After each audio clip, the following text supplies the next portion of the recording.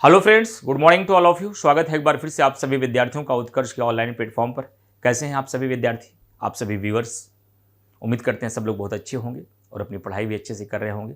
त्यौहार का समय चल रहा है, करंट अफेयर की कक्षाएँ अभी ऑफ भी थी, तो हम लोग इस समय पॉलिटी सीरीज़ में कुछ छोटे छोटे टर्म को देख रहे हैं, छोटे छोटे कॉन्सेप्ट को देख रहे हैं। आज मैं आप लोगों से चर्चा करना चाहूँगा कि भारतीय संविधान के भीतर, जैसा कि आपको पता है, सभी वर्गों के लिए विशेष प्रावधान किए गए हैं। सभी वर्गों का संरक्षण किया गया है, चाहे वह अनुसूचित जाति रहा हो या जनजाति रहा हो, अल्पसंख्यक रहा हो, पिछड़ा वर्ग रहा हो, महिला हो, बच्चे हों, बूढ़े हों, वृद्ध हों, आंगल भारतीय हों, वंचित समूह हों, सबके लिए संविधान में संरक्षण दिया गया है। और हमारी मुख्य परीक्षा में कई बार सवाल पूछे जाते हैं ऐसे कि भारतीय संविधान के भीतर अनुसूचित जातियों, जनजातियों एवं अल्पसंख्यकों की सुरक्षा दी गई है या नहीं, इनके लिए अलग से संवैधानिक रूप से कोई प्रावधान किया गया है या नहीं। तो प्रीलिम्स में भी यहाँ से फैक्ट पूछे जा सकते हैं, मुख्य परीक्षा में भी सवाल आ सकता है। तो आज के सेशन में हम लोग देखेंगे कि भारतीय संविधान में कहाँ कहाँ अनुसूचित जातियों, जनजातियों और अल्पसंख्यकों के लिए प्रावधान किए गए हैं। तो चलिए शुरू करते हैं आज का सेशन। भारतीय संविधान के भीतर भारतीय संविधान में अनुसूचित जाति एससी, अनुसूचित जनजाति एसटी, अल्पसंख्यक माइनॉरिटी, पिछड़ा वर्ग ओबीसी, महिला एवं बच्चों के लिए किए गए विशेष प्रावधान एवं बच्चों के लिए किए गए विशेष प्रावधान एवं बच्चों के लिए किए गए विशेष प्रावधान एवं बच्चों के लिए किए गए विशेष प्रावधान।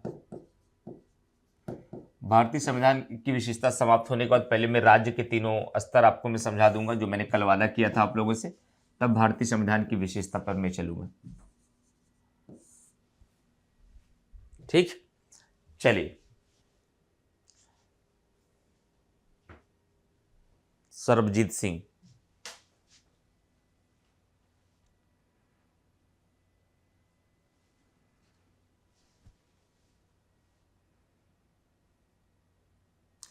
सतनाम सिंह जी ने एक सवाल पूछा है कि सर मेरा एक डाउट है कि भारतीय संविधान किसने बनाया है, डॉक्टर बाबा साहब भीमराव अंबेडकर जी ने या संविधान सभा ने।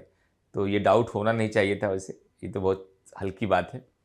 संविधान, क्या आपको लगता है डॉक्टर बाबा साहब भीमराव अंबेडकर अकेले जी संविधान बना देंगे? संविधान का निर्माण कॉन्स्टिट्यूएंट असेंबली ने किया है और उस कॉन्स्टिट्यूएंट असेंबली में बहुत सारे सदस्य थे, उन सारे सदस्यों ने मिलकर किया है। हम सम्मानवश उन्हें संविधान निर्माता कहते हैं। क्या हम रिस्पेक्ट में उनको संविधान निर्माता के नाम से संबोधित करते हैं। इसका अर्थ ये नहीं कि पूरे संविधान को डॉक्टर बाबा साहब भीमराव अंबेडकर ने बनाया है। संविधान को बनाने में डॉक्टर बाबा साहब भीमराव अंबेडकर की एक अग्रणी और महत्वपूर्ण भूमिका रही है, लेकिन पूरे संविधान को बनाने में जो भूमिका अदा की है संविधान सभा ने की है। तो अगर आपसे कोई प्रश्न पूछता है कि संविधान सभा किसने बनाया, तो आप, और संविधान किसने बनाया, तो आप कहेंगे संविधान सभा ने बनाया, न कि बाबा साहब भीमराव अंबेडकर ने। जब कोई पूछे कि डॉक्टर बाबा साहब भीमराव अंबेडकर को संविधान निर्माता क्यों कहा जाता है, तो आप कहिए उन्हें सम्मानवश, रिस्पेक्ट में ऐसा कहा जाता है। चलिए, तो आइए सबसे पहले मैं बताता हूं एससी एसटी के लिए संविधान में क्या प्रावधान किए गए हैं।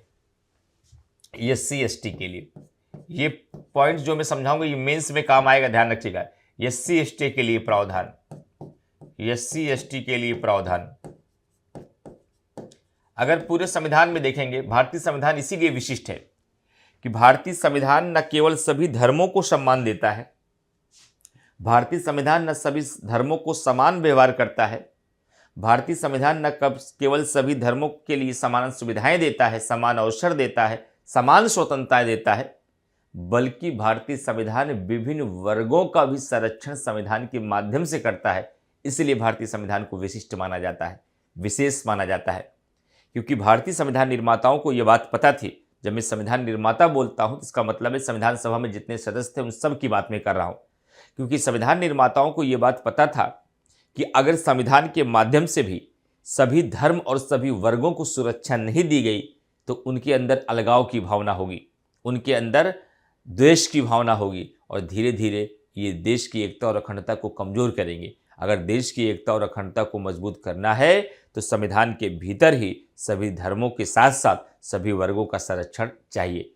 धर्म का मतलब अलग अलग कास्ट है, वर्ग का मतलब अलग अलग क्लास है। वर्ग में आपका एससी भी आते हैं, एसटी भी आते हैं, गरीब भी आते हैं, अमीर भी आते हैं, बहुसंख्यक भी आते हैं, अल्पसंख्यक भी आते हैं, बच्चे भी आते हैं, महिला भी आती हैं, पिछड़े वर्ग आते हैं। ये सारे लोग क्या है, अलग अलग वर्ग हैं। और भारतीय संविधान निर्माताओं ने सभी वर्गों के लिए भी संविधान में सुरक्षा दी है, उनको संरक्षण दिया है। तो आइए सबसे पहले मैं आपको सिखाता हूं कि संविधान ने एससी एसटी को सुरक्षा कहां कहां दी है।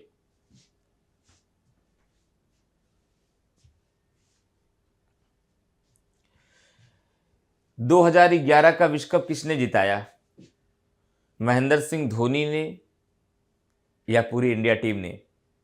पूरी इंडिया टीम ने। सारा क्रेडिट धोनी को क्यों मिलता है? वो कैप्टन की भूमिका निभा रहे थे, महत्वपूर्ण भूमिका निभा रहे थे, मार्गदर्शन का काम कर रहे थे, इसलिए नहीं मिलता है। किसी बच्चे का सवाल है कि तो फिर भी सर बस बाबा साहब अम्बेडकर को सारा क्रेडिट क्यों मिलता है? सारा क्रेडिट नहीं बोलते हैं, ये आप गलत स्टेटमेंट बोल रहे हैं। ज़्यादातर क्रेडिट क्यों मिलता है? सारा क्रेडिट में मतलब पता है पूरा, ज़्यादातर क्रेडिट क्यों मिलता है? क्योंकि उन्होंने एक अग्रणी भूमिका निभाई थी। हमारे पूरे संविधान सभा में सबसे ज़्यादा योग्य और पढ़े लिखे व्यक्ति थे। हमारे संविधान निर्माण के समय उन्होंने महत्वपूर्ण मुद्दों पर अपनी चर्चाएं की। आज जो ये बेटियां और महिलाएं अगर ये ऑनलाइन क्लास के माध्यम से पढ़ रहे हैं, आज एसडीएम का रिजल्ट आता है तो 50 में 19 लड़कियां एसडीएम बनती हैं।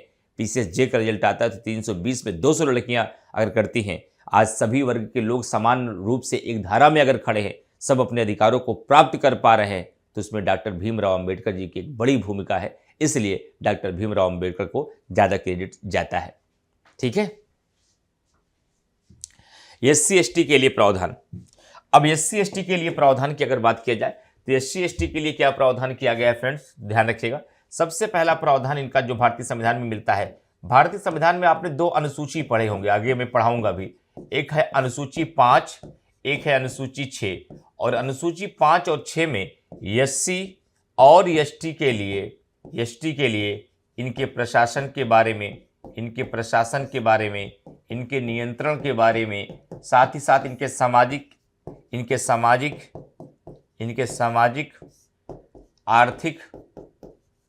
आर्थिक और शैक्षणिक विकास के बारे में चर्चा की गई है। शैक्षणिक विकास के बारे में चर्चा की गई है। शैक्षणिक विकास के बारे में चर्चा की गई है, के बारे में संरक्षण प्राप्त है, के बारे में संरक्षण है। तो अनुसूचित जातियों एवं जनजातियों का पहला संरक्षण भारतीय संविधान में कहाँ मिलता है? अनुसूची 5 और 6 में मिलता है। उसके आगे बढ़ेंगे तो आपको भारतीय संविधान का जब भाग 3 आपको मैं पढ़ाऊंगा, जब मैं आपको फंडामेंटल राइट्स पढ़ाऊंगा, तो फंडामेंटल राइट्स में एक आर्टिकल पढ़ाऊंगा अनुच्छेद 15, और इसी अनुच्छेद 15 में एक क्लॉज पढ़ाऊंगा अनुच्छेद 15 क्लॉज 5। और अनुच्छेद 15 क्लॉज 5 में कहा गया है जितने भी सरकारी शिक्षण संस्थान हैं, जितने भी गैर सरकारी शिक्षण संस्थान हैं, यानी सरकारी और गैर सरकारी शिक्षण संस्थानों में, सरकारी और गैर सरकारी शिक्षण संस्थानों में एससी और एसटी को विशेष प्रावधान दिया जाएगा, ताकि इनको भी शिक्षा प्राप्त हो सके और उच्च शिक्षा में ये भागीदारी प्राप्त कर सके। तो ये सुविधा इनको अनुच्छेद 15 क्लास 5 में मिलता है। तो मैंने सबसे पहले बताया कि अनुसूचित जातियों एवं जनजातियों की सुरक्षा सबसे पहले हमें अनुसूची 5 और 6 में देखने को मिलती है। उसके आगे बढ़ते हैं तो हमें अनुच्छेद 15 क्लास 5 में देखने को मिलता, और उसके एक आगे बढ़ते हैं तो भारतीय संविधान का एक आर्टिकल है। इसके बाद अब जितने आपके सवाल आए रहे होंगे, मैं देखते जरूर रहा हूँ, लेकिन उत्तर अब सबका सबसे लास्ट में मिलेगा। लास्ट 5 मिनट में सबका उत्तर मिलेगा। अब कोई भी कमेंट का जवाब अभी नहीं मिलेगा आपको, सबको लास्ट में मिलेगा, इसलिए धैर्य बनाए रखिएगा। इसके अलावा अगर बात किया जाए, क्योंकि अब लेक्चर स्टार्ट हो गया तो बीच में डिस्टर्बेंस नहीं होगा, तो इसके अलावा ध्यान रखिएगा अनुच्छेद 16 क्लॉज 4 एक आर्टिकल है, एक अनुच्छेद 16 क्लॉज 4 आर्टिकल है। और अनुच्छेद 16 क्लॉज 4 के तहत कहा गया है जो राज्य के अधीन नौकरियों में भी, किसमें? राज्य के अधीन नौकरियों में राज्य के अधीन नौकरियों में अनुसूचित जाति एवं अनुसूचित जनजाति को आरक्षण दिया जाएगा। और आपको जब मैं रिजर्वेशन पढ़ाऊंगा तो मैं बताऊंगा कि 1990 में राज्य के अधीन नौकरियों में एससी को 15% रिजर्वेशन दिया गया और एसटी को 7.5% रिजर्वेशन दिया गया, ताकि इन अनुसूचित जातियों और जनजातियों का नौकरियों में प्रवेश हो सके और ये साक्षर हो सके। इसके साथ साथ जब आप आगे बढ़ेंगे, अनुसूचित जातियों और जनजातियों की तीसरी सबसे बड़ी समस्या थी भेदभाव। और भेदभाव यानी अस्पृश्यता, अनटचेबिलिटी इनकी एक बहुत बड़ी समस्या थी। तो अनुच्छेद 17 भारतीय संविधान के अंतर्गत लिखा गया और अनुच्छेद 17 के तहत क्या किया गया, भेदभाव, अस्पृश्यता का अंत करने, अनुसूचित जातियों एवं जनजातियों के लिए अस्पृश्यता को समाप्त करने का प्रावधान किया गया है। अभी अनुच्छेद 17 नहीं पढ़ा रहे हैं, समाप्त करने का प्रयास किया गया। मैं आपको सिर्फ ये बता रहा हूं कि अनुच्छेद 17 के तहत अनुसूचित जातियों एवं जनजातियों को भेदभाव से बचाने का प्रयास किया गया। ये सुरक्षा भी भारतीय संविधान के अंतर्गत अनुसूचित जातियों और जनजातियों को दी गई। इतना ही नहीं, जब आप आगे बढ़ेंगे भारतीय संविधान का एक आर्टिकल पढ़ते हैं, अनुच्छेद 23 एवं अनुच्छेद 24, जिसका मुख्य उद्देश्य यही था ताकि शक्तिशाली वर्गों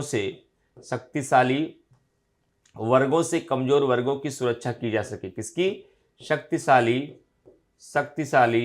वर्गों से कमजोर वर्गों की सुरक्षा की जा सके, यानी ताकि एससी एसटी को शोषण से बचाया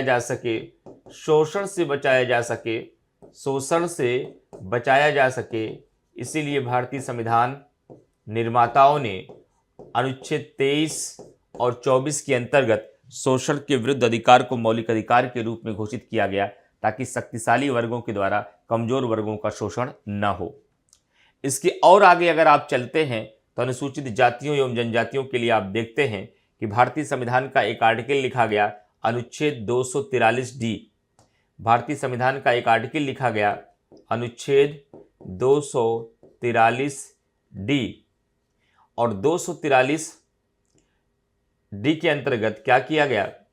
243D के अंतर्गत कहा गया कि पंचायत के भीतर भी जो चुनाव होगा, इस पंचायत के चुनाव में भी अनुसूचित जाति को एवं अनुसूचित जनजाति को उनके जनसंख्या के अनुपात में आरक्षण दिया जाएगा। किसके अनुपात में आरक्षण दिया जाएगा? उनके जनसंख्या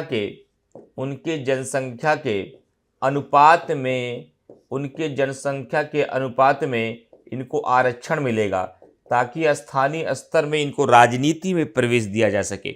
ये भी भारतीय संविधान में स्पष्ट किया गया।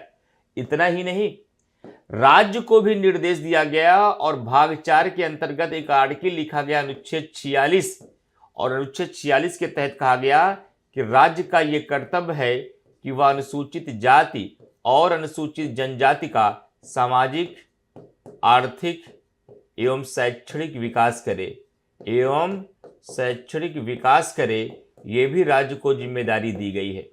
इतना ही नहीं, एक चिंता संविधान निर्माताओं को और थी, कहीं ऐसा ना हो कि अनुसूचित जाति और जनजाति एक कमजोर वर्ग है, इन कमजोर वर्गों को विधायक बनने का मौका न मिले, इन कमजोर वर्गों को सांसद बनने का मौका न मिले और ये राजनीति से वंचित हो जाए। इसीलिए भारतीय संविधान निर्माताओं ने भारतीय संविधान के भीतर 2 आर्टिकल लिखा, एक अनुच्छेद 330 और एक अनुच्छेद 332। और अनुच्छेद 330 और 332 के मध्य क्रमशः लोकसभा और विधानसभा में एससी एसटी को चुनाव में क्या दिया गया? चुनाव में आरक्षण प्रदान किया गया। तो आप देख रहे हैं भारतीय संविधान निर्माता कि अनुसूचित जातियों और जनजातियों के लिए हर क्षेत्र में उनको मुख्य धारा में लाने का प्रयास संविधान के माध्यम से कर रहे हैं। जहां 15 क्लास 5 में शिक्षण संस्थानों में प्रवेश करने के लिए उनको अवसर दिया, 16 क्लास 4 में नौकरियों में उनको प्रवेश करने का अवसर दिया, अनुच्छेद 17 के माध्यम से भेदभाव को दूर करने का प्रयास किया, अनुच्छेद 23 और 24 के माध्यम से उनको शोषण से बचाने का प्रयास किया, अनुसूची 5 और 6 अनुच्छेद 46 के माध्यम से उनके सामाजिक, आर्थिक और शैक्षणिक विकास करने का प्रयास किया। अनुच्छेद 243 डी और अनुच्छेद 330 और 332 के माध्यम से क्रमशः पंचायतों में, विधानसभाओं में और लोकसभाओं में उनको आरक्षण देकर उनका राजनीतिक सशक्तिकरण किया है। और आगे चलकर यह भी व्यवस्था किया गया कि समय समय पर इस बात की निगरानी भी किया जाए कि संविधान के माध्यम से जो अनुसूचित जातियों और जनजातियों को सुरक्षा दिया गया है, जो उनको संरक्षण दिया गया है, जो उनको सुविधाएं दी गई हैं, जो उनको अधिकार दिया गया है, वो उन्हें प्राप्त हो रहा है या नहीं।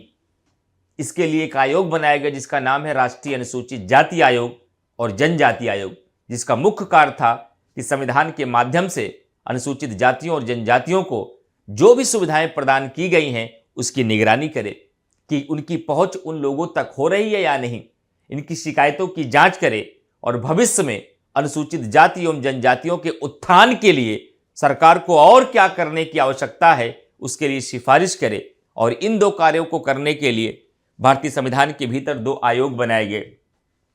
भारतीय संविधान के भीतर दो आयोग बनाए गए।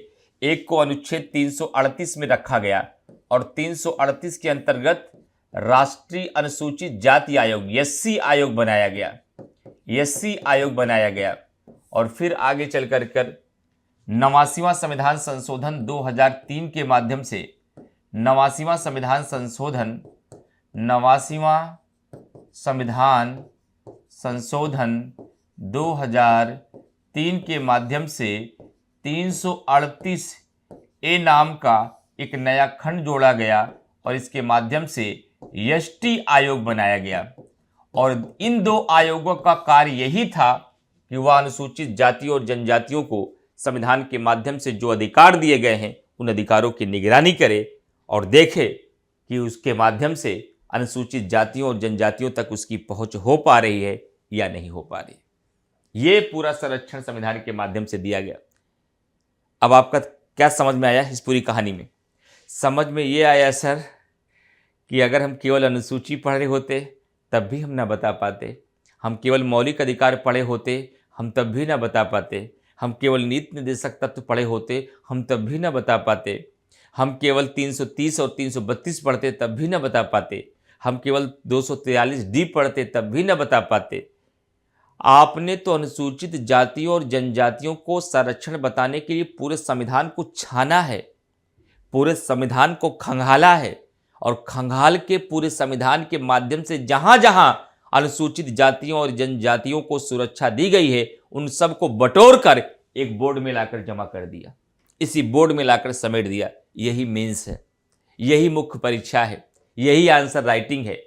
प्रीलिम्स में आपसे पूछा गया कि राष्ट्रपति का शपथ ग्रहण किस आर्टिकल में है, केवल आपको राष्ट्रपति का आर्टिकल 60 पढ़ना है। लेकिन मुख्य परीक्षा का कोई एक प्रश्न लिखने के लिए आपको दिया गया है, उसका उत्तर किसी एक टॉपिक से नहीं बनेगा, उसका उत्तर किसी एक पेज से नहीं बनेगा, उसका उत्तर किसी एक आर्टिकल से नहीं बनेगा, बल्कि उसका उत्तर अपने बिखरे हुए ज्ञान को एक जगह बटोरने से बनेगा। इसलिए ध्यान रखिएगा, प्रीलिम्स की पढ़ाई एकदम सीधे सीधे है, मेंस की पढ़ाई बिखरी होती है, लेकिन उत्तर लिखते समय हमें अपने संपूर्ण ज्ञान को एक स्थान पर केंद्रित करना होता है और यह मार्गदर्शन करने की जरूरत आपको पड़ती है। प्रीलिम्स तो आप रट सकते हो, एक जगह से कुछ फैक्ट याद कर सकते हो, लेकिन मेंस में ये नजर कहां पैदा करते कि इस प्रश्न का उत्तर लिखने के लिए लक्ष्मीकांत में ये सारे पॉइंट्स को आप ढूंढ के एक स्थान पे लिख पाते। मेंस में आईएएस ने सवाल पूछा है, पीसीएस ने नहीं पूछा है, पीसीएस में भविष्य में आ सकता है। आईएएस ने पूछा है कि भारतीय संविधान के भीतर अनुसूचित जातियों एवं जनजातियों के लिए संविधान में किए गए महत्वपूर्ण प्रावधानों को स्पष्ट कीजिए। अब इसका उत्तर कौन बच्चा लिख पाएगा? लक्ष्मीकांत किताब में कहीं उत्तर लिखा है? नहीं लिखा है। डायरेक्ट हमें टीचर किसी एक नोट्स में पढ़ाएगा, एक ही पेज में लिखा है? कभी नहीं लिखाएगा। टीचर पूरा संविधान पढ़ा देगा। अब विद्यार्थी में यह समझ होनी चाहिए कि हमें अनुसूचित जाति और जनजाति के संबंध में संविधान में कहां कहां पढ़ाया गया, उसको हम खींच करके एक स्थान पर लाकर जमा करें, तब आपका आंसर तैयार होगा। ये सारे पॉइंट्स आपको लिखने होंगे और जब तक ये सारे पॉइंट्स नहीं दिखेंगे तब तक आपको नंबर नहीं मिलेगा, चाहे आप जितनी भी कहानी लिखते रहिए। और यहीं से प्रीलिम्स के कितने सारे सवाल हैं, इसी बार आपके एग्जामिनेशन में मिलान करने के लिए यूपीपीसीएस 2024 में आया। कि राष्ट्रीय अनुसूचित जाति आयोग का प्रावधान किस आर्टिकल में है? 338 में। राष्ट्रीय अनुसूचित जनजाति आयोग का प्रावधान किस आर्टिकल में है? 338A में है। 338A को किस संविधान संशोधन द्वारा जोड़ा गया? 89वां संविधान संशोधन 2003 के द्वारा जोड़ा गया है। निम्नलिखित में से किस आर्टिकल के तहत राज्य को निर्देश दिया गया कि अनुसूचित जातियों और जनजातियों का सामाजिक और आर्थिक विकास करे? 46 के तहत। निम्नलिखित में से किस आर्टिकल के तहत भेदभाव से संरक्षण प्राप्त है? 17 के तहत। निम्नलिखित में से किस आर्टिकल के तहत पंचायत में अनुसूचित जातियों और जनजातियों को आरक्षण दिया गया? 243D में दिया गया। निम्नलिखित में से किस आर्टिकल के तहत लोकसभा में अनुसूचित जाति एवं जनजातियों को आरक्षण दिया गया? 330 में। निम्नलिखित में से किस आर्टिकल के तहत विधानसभा में अनुसूचित जातियों और जनजातियों को आरक्षण दिया गया? 332 में। क्या निष्कर्ष निकला? क्या कंक्लूजन निकला? सर, इसी मेंस के पेट में प्रीलिम्स के दसियों सवाल छिपे हुए हैं। इसी मेंस के सवाल में जो मुझे आप लोगों ने अभी 15 मिनट में पूरे बोर्ड में सिखाया है, इसी के माध्यम से प्रीलिम्स के कितने सारे सवाल छिपे हुए जिसका उत्तर हम यहीं से दे सकते हैं। इसीलिए कहा जाता है कि मेंस में प्री छिपा हुआ है, लेकिन प्री में मेंस का एक आंसर नहीं मिलेगा। लेकिन मेंस लेवल पर जब आप किसी चीज को पढ़ते हैं तब वहां के भीतर बहुत सारे प्रीलिम्स के फैक्ट आपको मिलते हैं। तो अब जरा कमेंट करके बताइए, अगर आपके एग्जामिनेशन में प्रश्न पूछा जाता है कि भारतीय संविधान के भीतर अनुसूचित जातियों एवं जनजातियों के संरक्षण के संबंध में जो महत्वपूर्ण प्रावधान किए गए हैं उसकी चर्चा करें, तो चर्चा कर देंगे। ये सारे पॉइंट्स आसानी के साथ अब आप बता सकते हैं। कमेंट करके बताइए, फिर मैं आपको समझाता हूं कि भारतीय संविधान के भीतर अल्पसंख्यकों के लिए क्या प्रावधान किया गया।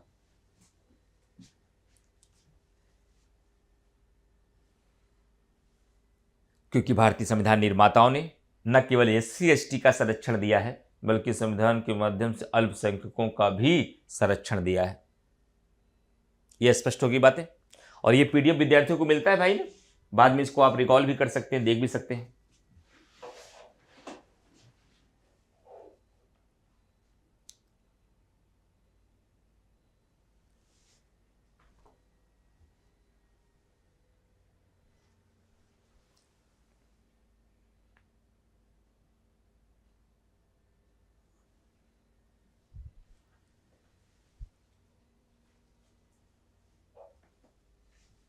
ठीक है, चलिए अब मैं आपको बताता हूं अल्पसंख्यकों के लिए संविधान में किए गए प्रावधान।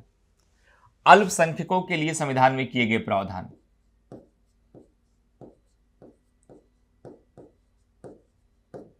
अल्पसंख्यकों के लिए संविधान में किए गए प्रावधान। संविधान में किए गए प्रावधान।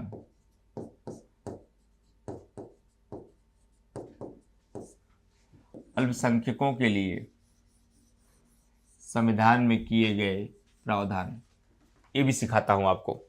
देखिए, जब भारतीय संविधान का निर्माण हो रहा था तो संविधान निर्माताओं की सबसे बड़ी चिंता ये थी कि अल्पसंख्यकों को सुरक्षा कैसे दिया जाए, अल्पसंख्यकों को विश्वास कैसे दिलाया जाए। जैसे मान लीजिए कि किसी एक जगह आपने कमरा लिया, लॉज में कमरा देखने गए, उस लॉज के भीतर 150 कमरे हैं और उस 150 कमरे में कोई अमरोहा का है, कोई गाजियाबाद का है, कोई गौतम बुद्ध नगर का है, कोई सहारनपुर का है, कोई बिजनौर का है, कोई मुरादाबाद का है, कोई मुजफ्फरनगर का है, कोई रामपुर का है, कोई बरेली का है, कोई अमरोहा का है, कोई संभल का है, कोई इटावा का है, और आप आए हैं महाराजगंज से। आप आए हैं महाराजगंज से। परिधि रानी, मैंने जवाब आपका दे दिया, इसके लिए वेट करिए, लास्ट 10 मिनट में आपका उत्तर मिलेगा। काहे कॉपी पेस्ट कर रहे हैं? मानसिक रूप से बड़ी नहीं हुई है क्या अभी आप? बताया ना आपका कि आपका मैंने सवाल देखा है, अभी लास्ट में इसका उत्तर दूंगा और फिर वही कॉपी पेस्ट कर रहे हैं आप। जागो ग्राहक जागो, कब तक ऐसे बचपना करते रहोगे आप लोग? तो मैंने आपसे क्या बताया कि उस लॉज में अगर आपको कमरा लेना होगा तो आप क्या करोगे? आप कमरा लेने के लिए गए, आपने पूछा भैया कहाँ के लड़के इस कमरे में रहते हैं? मकान मालिक ने बताया भैया सब इसी जिलों के नाम जो मैंने आपको बताया।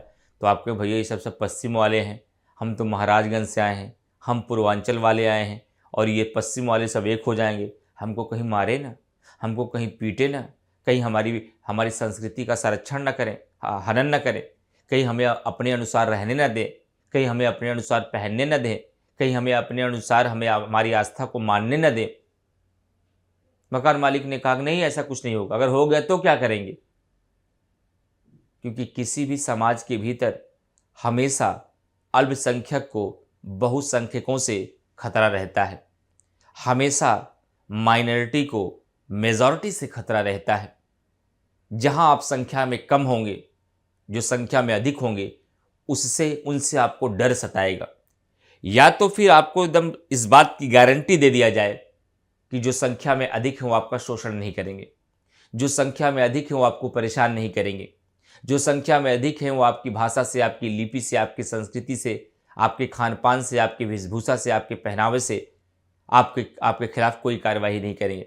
तब तो आप वहाँ रहोगे, अन्यथा आप कहोगे भाई हम ऐसे स्थान पे नहीं रहेंगे, हम किसी और जगह चले जाएंगे, हमें बहुसंख्यकों से खतरा है। और जब भारतीय संविधान का निर्माण हो रहा था, आज़ादी के बाद जब भारत आगे बढ़ रहा था, तो भारत के लिए सबसे बड़ा खतरा अल्पसंख्यकों की सुरक्षा थी, माइनॉरिटीज़ की सुरक्षा थी। तो भारतीय संविधान निर्माताओं ने कहा यदि संविधान के माध्यम से ही अगर अल्पसंख्यकों को बहुसंख्यक समाज से सुरक्षा नहीं दी गई तो भविष्य में अलगाव जैसी स्थिति हो जाएगी। आज संप्रदाय के आधार पर विभाजन हुआ है, कल संस्कृति के आधार पर भी हो जाएगा, कल्चर के आधार पर हो जाएगा, पहनावे के आधार पर हो जाएगा, बोली के आधार पर हो जाएगा, वेशभूषा के आधार पर हो जाएगा, पूजा पद्धति के आधार पर हो जाएगा, त्यौहार के आधार पर हो जाएगा। और ऐसी पुनरावृत्ति से यदि बचना है तो पहले अल्पसंख्यकों को सुरक्षा दो, उनके मन में विश्वास पैदा करो, तभी अल्पसंख्यक यहाँ रुकेंगे, अन्यथा वो विस्थापित हो जाएंगे। इसलिए भारतीय संविधान निर्माताओं ने न केवल अनुसूचित जातियों और जनजातियों के लिए बल्कि अल्पसंख्यकों की भी सुरक्षा संविधान के माध्यम से दे दी। इसीलिए भारतीय संविधान निर्माताओं ने भाग 3 के अंतर्गत एक आर्टिकल लिखा। इसीलिए भारतीय संविधान निर्माताओं ने भाग 3 के अंतर्गत एक आर्टिकल लिखा। भाग 3 के अंतर्गत एक आर्टिकल लिखा, आर्टिकल 29 और 30।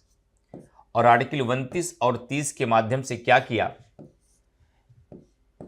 अल्पसंख्यक वर्गों का संरक्षण किया। अल्पसंख्यक वर्गों का संरक्षण किया, वर्गों का संरक्षण किया। और आर्टिकल 29 में 2 क्लॉज लिखे, एक 29 क्लॉज 1, एक 29 क्लॉज 2, एक 29 क्लॉज 1, एक 29 क्लॉज 2।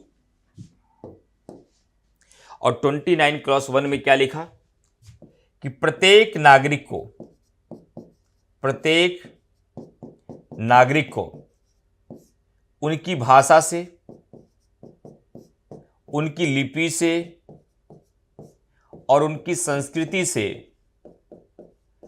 संस्कृति से उन्हें वंचित नहीं किया जाएगा, उन्हें वंचित नहीं किया जाएगा। भाषा मतलब जिसमें वह बोलते हैं, लिपि का मतलब जिसमें वह लिखते हैं, कल्चर का मतलब जो उनकी संस्कृति है, संस्कृति का मतलब जीवन पद्धति, जीवन पद्धति का मतलब रहन सहन, खान पान, वेशभूषा, त्यौहार, गायन, वादन, नृत्य, ये इनका कल्चर था। जिस भी व्यक्ति के जो भी कल्चर होगा, किसी भी व्यक्ति की कोई भी भाषा होगी, किसी भी व्यक्ति का कोई पहनावा हो, चाहे कोई नाक में बाली पहनता हो, चाहे कोई कान में बाली पहनता हो, चाहे कोई सर में पगड़ी पहनता हो, चाहे कोई कमर में धोती बांधता हो, चाहे कोई लुंगी पहनता हो, चाहे कोई कुर्ता पहनता हो, जो उसका पहनावा है, जो उसकी जीवन शैली है, जो उसका खान पान है, चाहे वह मछली भात खाता हो, चाहे वह मांस खाता हो, चाहे वह साग सब्जी खाता हो, जो भी उसका खान है पान है, उससे उस व्यक्ति को वंचित नहीं किया जाएगा। अगर ऐसा कोई करता है तो अनुच्छेद 32 के माध्यम से न्यायपालिका स्वयं इसकी गारंटी देती है कि उसकी सुरक्षा हम देंगे। अब तो रहोगे, अब तो कोई दिक्कत नहीं है। कहा नहीं भैया, अगर ऐसी गारंटी मिलेगी तब कोई दिक्कत नहीं है। इसीलिए भारतीय संविधान निर्माताओं ने आर्टिकल 29 और आर्टिकल 30 को लिखा। आर्टिकल 29 के तहत 29 क्लॉज 1 लिखा और जिसके तहत यह स्पष्ट किया कि प्रत्येक नागरिक को उसकी भाषा, लिपि और संस्कृति से वंचित नहीं किया जाएगा। सवाल पूछा गया है, बच्चे फंस गए हैं। बच्चे रट के जाते हैं आर्टिकल 29 अल्पसंख्यक वर्गों के हितों का संरक्षण, आर्टिकल 29 अल्पसंख्यक वर्गों के हितों का संरक्षण, उसके अंदर नहीं पढ़ रहे हैं क्या लिखा है। और आयोग ने सवाल पूछ लिया, निम्नलिखित में से किस आर्टिकल के तहत भारत के नागरिकों को उनकी लिपियों और संस्कृतियों का संरक्षण दिया गया है। बच्चे कहे लिपि तो हमने कहीं पढ़ा ही नहीं भाई, कौन से फंडामेंटल राइट्स में लिपि लिखा गया है, ये तो हमने पढ़ा ही नहीं। जबकि इसी आर्टिकल 29 को जब अंदर आप पढ़ेंगे, डिटेल में पढ़ेंगे, तो ये भाव आपको मिलेगा कि आर्टिकल 29 हमें हमारी भाषा से, हमारी लिपि से और हमारी संस्कृति से हमको सुरक्षा देती है। और आर्टिकल 29 क्लॉज 2 में लिखा गया, और आर्टिकल 29 क्लॉज 2 में लिखा गया, आर्टिकल 29 क्लॉज 2 में लिखा गया, राज्य द्वारा वित्त पोषित शिक्षण संस्थानों में, राज्य द्वारा वित्त पोषित शिक्षण संस्थानों में, वित्त पोषित मतलब क्या होता है, जहां राज्य का पैसा लगा हो, शिक्षण संस्थानों में, शिक्षण संस्थानों में किसी भारतीय नागरिक को उनकी भाषा के आधार पर, उनकी जाति के आधार पर, उनके वंश के आधार पर, उनके धर्म के आधार पर प्रवेश से वंचित नहीं किया जाएगा, वंचित नहीं किया जाएगा, यह बात बताई गई।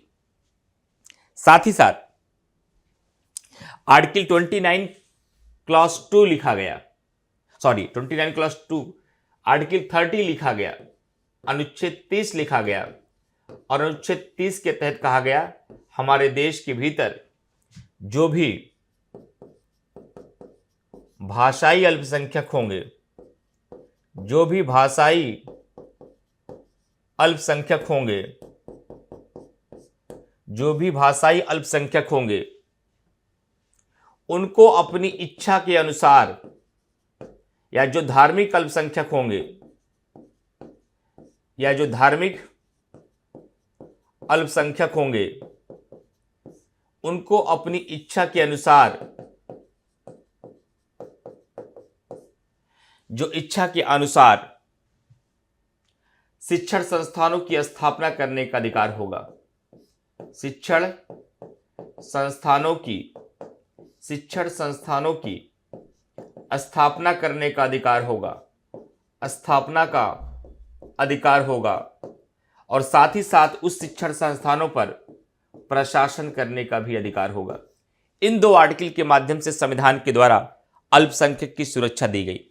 जब हम आर्टिकल 30 फंडामेंटल राइट्स में पढ़ाएंगे तो हम आपको यह भी सिखाएंगे कि अल्पसंख्यक की कसौटी कैसे होती है, किस कसौटी के आधार पर किसी संस्था को अल्पसंख्यक माना जाए, किस कसौटी के आधार पर किसी व्यक्ति को अल्पसंख्यक माना जाता है, माइनॉरिटी कैसे कोई व्यक्ति होता है, इसकी क्या कसौटी है, ये आपको मैं कब सिखाऊंगा, जब आर्टिकल 129 और 30 बताऊंगा। अभी क्या बता रहे हैं आप, अभी मैं केवल आपको यह बता रहा हूं कि भारतीय संविधान के अंतर्गत अल्पसंख्यकों को सुरक्षा कहां दी गई, अल्पसंख्यक होते क्या होते हैं, अल्पसंख्यक किन कसौटी के आधार पर पहचाना जाता है, ये मैं आपको तब बताऊंगा जब मैं फंडामेंटल राइट्स पढ़ाऊंगा, इसलिए इसके लिए धैर्य रखिएगा, ठीक है। और आर्टिकल 29 जो है, यहां नागरिक शब्द का प्रयोग है, जिसका सीधा सा यह अर्थ हुआ यह केवल भारतीय व्यक्तियों का इसको सुरक्षा दी गई है, विदेशियों को इसकी सुरक्षा नहीं प्रदान की गई है। और अल्पसंख्यकों की सुरक्षा के लिए आगे चलकर सर्वोच्च न्यायालय के निर्देश पर, सर्वोच्च न्यायालय के निर्देश पर, सर्वोच्च न्यायालय के निर्देश पर 1993 में एक अल्पसंख्यक आयोग का गठन किया गया। एक अल्पसंख्यक आयोग का गठन किया गया, एक अल्पसंख्यक आयोग का गठन किया गया। और अल्पसंख्यक आयोग का कार्य वही है जो अनुसूचित जाति और जनजाति आयोग का कार्य अनुसूचित जाति और जनजातियों के लिए था, वही कार्य अल्पसंख्यक आयोग का अल्पसंख्यकों के लिए होगा। लेकिन आगे चलकर भारतीय संविधान में एक संशोधन किया गया जिसका नाम है 102वां संविधान संशोधन, अभी बिहार पीसीएस में पूछा गया। 102वां संविधान संशोधन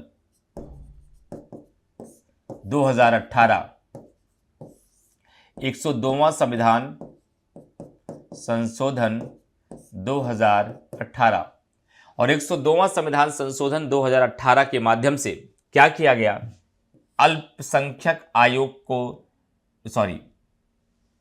माफी चाहेंगे, पिछड़ा वर्ग के लिए, और ये 1993 में जो अल्पसंख्यक आयोग का जो गठन किया गया, ये जो अल्पसंख्यक, ये पिछड़ा वर्गों के लिए सर्वोच्च न्यायालय ने निर्देश दिया था। इसको चेंज लिखिएगा मत, अगर लिखा होगा चेंज कर लीजिएगा। 1992 में एक संसदीय अधिनियम बनाया गया, एक संसदीय अधिनियम बनाया गया और उस संसदीय अधिनियम का नाम है अल्पसंख्यक अधिनियम। अल्पसंख्यक अधिनियम 102वां संविधान संशोधन का संबंध पिछड़ा वर्ग आयोग से है। 102वां संविधान एक संसदीय अधिनियम बनाया गया, अल्पसंख्यक अधिनियम, और इसके माध्यम से 1993 में क्या किया गया? एक अल्पसंख्यक आयोग का गठन किया गया। एक अल्पसंख्यक आयोग का गठन किया गया। इतना ही नहीं, मैं जानकारी के लिए आपको बता दूं, भारतीय संविधान का एक आर्टिकल लिखा गया है। अगर आपने इस बार यूपीपीसीएस का एग्जाम दिया है या देखा है तो आपने जरूर इसका नाम सुना होगा। एक आर्टिकल है 350 का, एक आर्टिकल है 350 का और एक आर्टिकल है 350 खा, और ये आर्टिकल हमारे मूल संविधान में नहीं थे। इन आर्टिकल को 7वां संविधान संशोधन 1956 द्वारा जोड़ा गया। 7वां संविधान संशोधन 1956 द्वारा जोड़ा गया। क्या लिखा है सर, ये भी बता दीजिए। अनुच्छेद 350 का में लिखा है, जो भाषाई अल्पसंख्यक होंगे, जो भाषाई अल्पसंख्यक होंगे, उन भाषाई अल्पसंख्यक को उनकी मातृभाषा में, उनकी मैटरनल लैंग्वेज में उनको प्राथमिक शिक्षा उपलब्ध कराया जाएगा। उनको प्राथमिक शिक्षा उपलब्ध कराया जाएगा। उनको प्राथमिक शिक्षा जो है वह उपलब्ध कराया जाएगा। उनकी मातृभाषा में उनको प्राथमिक शिक्षा उपलब्ध कराई जाएगी। और 350 खा लिखा गया है, खा में लिखा गया, अल्पसंख्यकों के लिए एक राष्ट्रपति एक अधिकारी की नियुक्ति करेगा। अल्पसंख्यकों के लिए राष्ट्रपति जो है देश में एक अधिकारी की नियुक्ति करेगा। क्या करेगा? एक अधिकारी की नियुक्ति करेगा। अब यूपीपीसीएस 2024 का सवाल देखिए, अगर नहीं देखा है तो मैं बता रहा हूं, अगर देखा होगा तो कमेंट में बताइएगा।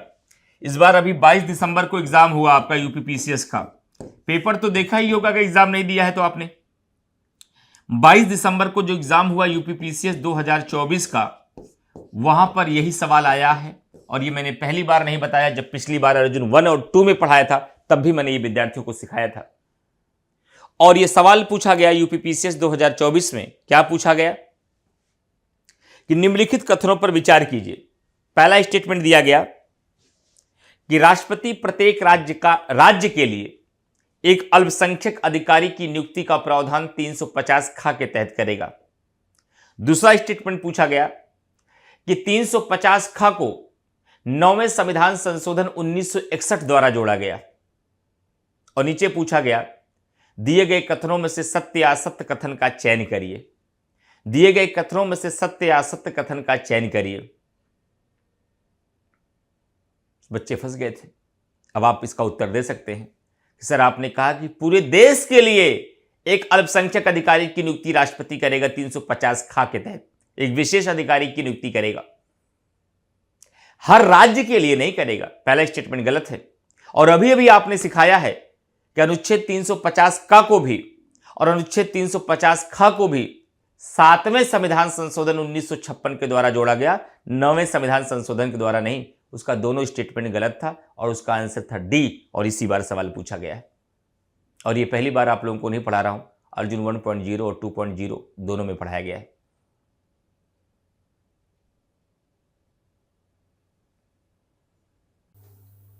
तो फ्रेंड्स, हम उम्मीद करते हैं कि आपने अच्छे से पूरे वीडियो को देखा होगा, सारे पॉइंट्स को अच्छे से समझा होगा, इम्पॉर्टेंट फैक्ट को भी याद किया होगा, इम्पॉर्टेंट कॉन्सेप्ट को भी समझा होगा। और ऐसी मेरी उम्मीद है कि अब इससे संबंधित कोई प्रश्न यदि आपकी परीक्षा में आता है तो आसानी से आप टैकल कर लेंगे, चाहे वो प्रीलिम्स लेवल का हो या मेंस लेवल का हो, और इसकी समझ भी आपकी डेवलप हो गई होगी। और ये वीडियो कैसा रहा, कितना समझ में आया और ये सीरीज़ आपके लिए कितनी लाभदायक है, कमेंट करके आप सभी विद्यार्थी जरूर अपना फीडबैक बताइएगा कि इस पॉलिटी की सीरीज़ में आपको सारी चीज़ें अच्छे से समझ में आ रही या नहीं। और लेकिन ध्यान रखिएगा, अभी उत्कर्ष ऐप पर होली हंगामा ऑफर चल रहा है। यह ऑफर 9 मार्च से ही प्रारंभ है, जो 22 मार्च तक चलेगा। और इस होली हंगामा ऑफर में आपको सभी यूपीपीसीएस के ऑनलाइन कोर्सेज पर जहाँ एक तरफ 90% तक का डिस्काउंट मिलता है, वहीं 100% तक का कैशबैक ऑफर भी है। और जो उत्कर्ष ऐप के पेड स्टूडेंट हैं उनको 10% का एक्स्ट्रा डिस्काउंट मिल रहा है, जिसके लिए कूपन कोड होली का प्रयोग करना पड़ता है।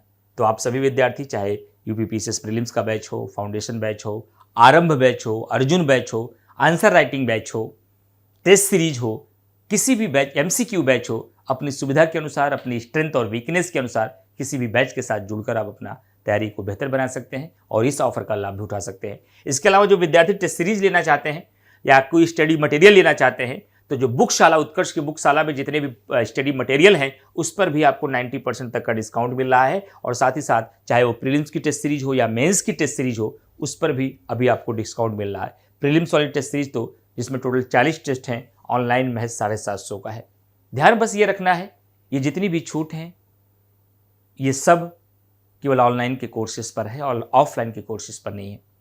ये छूट केवल 22 मार्च तक ही सीमित है, इस बात का भी आपको ध्यान रखना है।